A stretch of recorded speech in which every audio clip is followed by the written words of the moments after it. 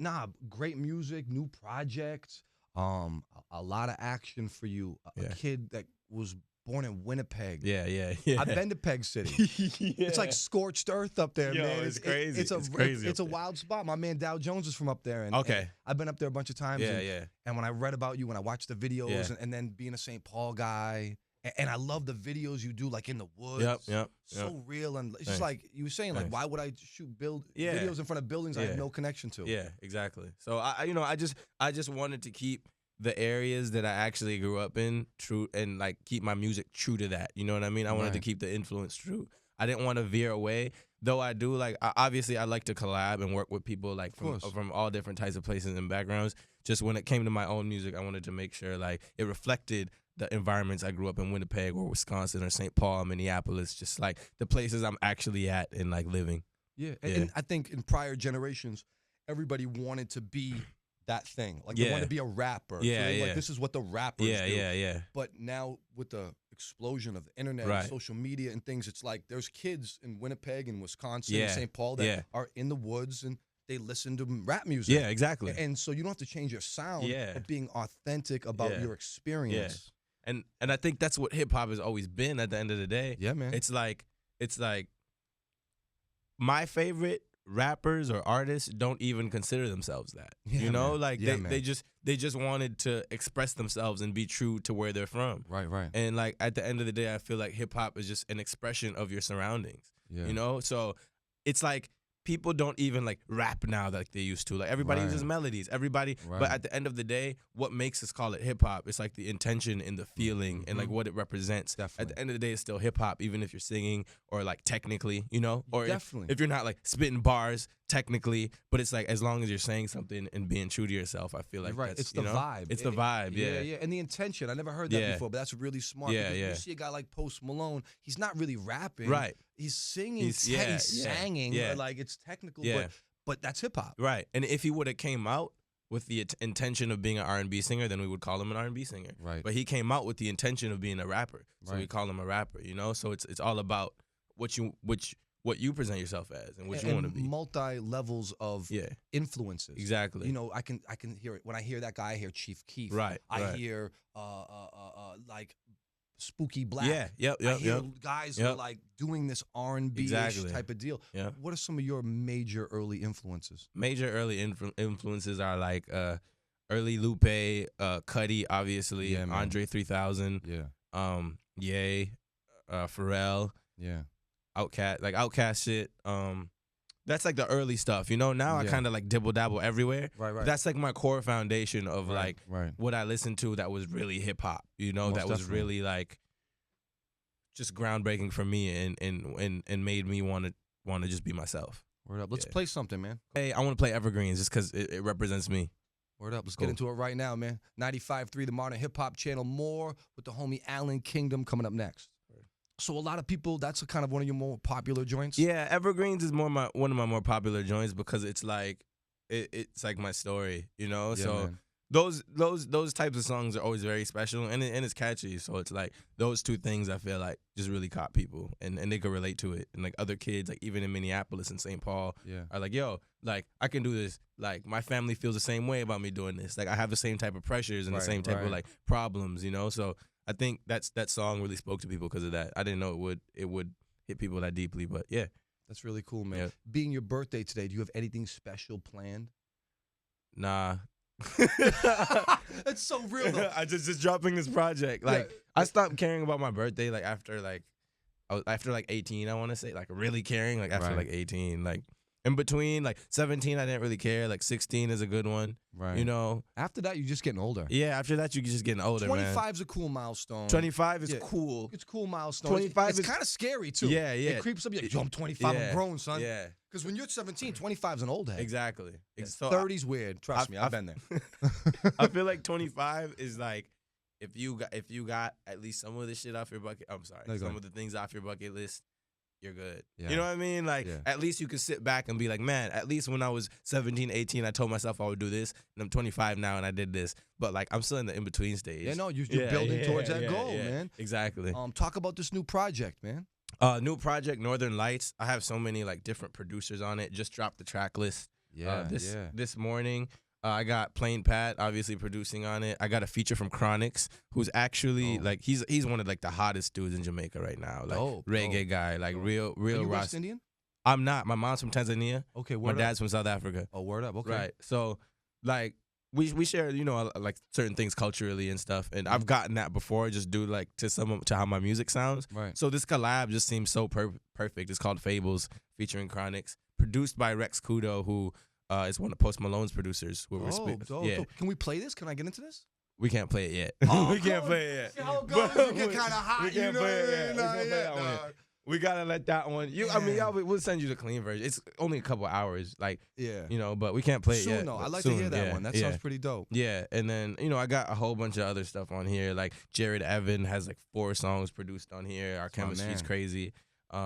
A lot of stuff. Like I started like at home. You know what I mean? Like in my mom's house, and then brought it to a studio and we made it. Yeah. Dope. You know what I mean? We made it dope. Bigger and sound cooler, and that's what Plain Pat helps me do on this project. And then also this Brooklyn group called Gloss Gang that I connected with while I was out in New York this summer.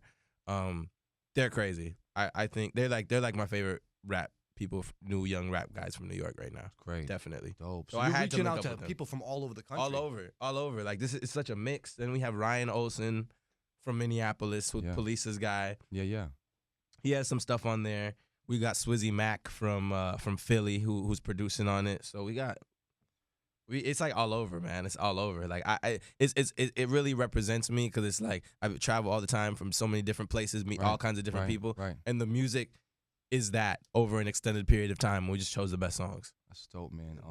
One of your like major claim to fames is that you participated in this all day record with Kanye, and you're on the track, you're on the credits, like it's featuring you. You're nominated for a Grammy Award next to Kanye West. Talk about that experience when Kanye reached out to you and how that kind of came to fruition, Yeah, man. When Ye reached out, it was just mad natural. I think like that whole experience, aside from even the song becoming so big and the Grammy thing, the experience of just being around people that talented and learning their mind and learning their strengths and their mistakes and just like getting to know people like that personally whom you've looked up to for so long has done more for me than like anything else. You know, dude. So what was that first call like? Like when he reached out, did you flip out? Email. It was an email. Did you think somebody was pulling your leg? Like, would you think it was your man over here to send you fake emails? Well, what happened was my manager was like, yo, this is happening, like blah blah blah, and I was just like, at that stage, I had been through you go through letdowns. You know that just being in this game is just like you go through things that it's like, oh, it's gonna happen. It's not gonna happen. It's gonna happen. It's not gonna happen. You can't tell anybody until it happens on paper or it happens. I don't tell anybody till it's out and it happens. So yeah, you're right. My manager was like, yo, so he wants to get up in the studio. He's by you, blah blah blah. And I was like, cool, whenever that happens, that'll be great. You know what I mean? And he's because like, you've already kind of jaded from the letdowns. Exactly, from the letdowns. And he's like, nah, it's happening. Like, you need to get ready. And I was like, all right, like, I'll get my stuff together. But, like, if whatever happens, happens. And he was like, dude, like, you're tripping right now. Like, you're about to get in the studio with him. Yeah. And it happened, man. And we got in the studio, and I didn't even know if All Day was going to come out. With me on it. Right. First of all, I didn't even know if it was going to come out. 30 people that contributed to that record. I saw the list of everyone that came through the studio to help him kind of get this wave going. See, what happens is like when you hold a song that long, like when you really take time with your craft, you want to show it to as many people you respect as possible. Yes. So at the end of the day, like if I'm in the studio with anybody, and they give me advice about the song or, like some little tidbits about the song that make it better, I want to make sure I give them the credit. And that's something I respect Ye for is he gave everybody that had influenced him to make that song credit. Yeah, influenced is the key word. Yes. I know people came through and like, oh, that snare you could, and I could do this, you can make this inflection. Inflections and things. Yeah, man. And you got to salute a man who like is willing to just put his pride aside and be like, you know what, like you influenced me to make this dope. You came to the studio and added that energy. Right. You know what I mean? So, and I assume at this stage of his career, being so successful, he's kind of sheltered. Yeah. And so reaching out to like-minded artists just to vibe. Just to vibe is worth it. Like most just definitely. The vibe is worth it, man. Like even like coming from just coming up a little bit more, you know what I mean? Like things change when you go out, etc. So when you're able to connect with people and connect with other artists on just like an artist to artist level, like that's just something I don't take for granted. Like I take it for granted way less than I even used to, because it's like really special. Yeah, man. What do you think about this new station? How do you feel about what this is representing? I think it's very necessary. It's necessary is the only word I can say. Like hip hop station in Minnesota is so necessary. And the gap was there, and y'all filled it. So I have no doubt in this station at all. I'm like very confident that everyone's excited about it. Everyone's tweeting me about it. Like kids are talking about it. Like this is your new home. That door is open. Whenever you got a record, say you're in the studio and you're chefing something up, and you're like, yo, let me see if the guy's driving home from work. Feel this. Right. You can come right from the studio, bring it over, and we can test it. Word. I feel that. I appreciate that, man. That's good, because I listen to a whole bunch of stuff while I'm driving. That's what I'm saying. So imagine that kid coming home from work, and you're like, hey, how does this sound? And then they can text or do whatever, or they can do social media, and we can get instant feedback. Yeah. That's something that's really exciting to be able to do. The level of professionalism with the local artists is through the roof. Right. I haven't lived here since 2009. Oh, damn. And I've been around all the country. I was in D.C. and Cleveland and doing something in Philly and Boston, New York. And I come back and see the growth and see guys like you who did it without radio. Right, like it's our job now to kind of come and say, hey, we're influenced by you. I appreciate it. And it's like a conversation, right? Because it's like I was younger listening to what you guys were doing. Right. You know what I mean? You went away, did your thing. You know what I mean? It's like music, and especially hip hop, but music in general is just a conversation between like different places and different what's the word I'm looking for? Generations and influences. So it's like my project, like going around meeting different people, different generations, work with people of different ages, like. Definitely. And at the end of the day, that's what it is. Like I think it makes everything beautiful. That's what makes the world go around, really.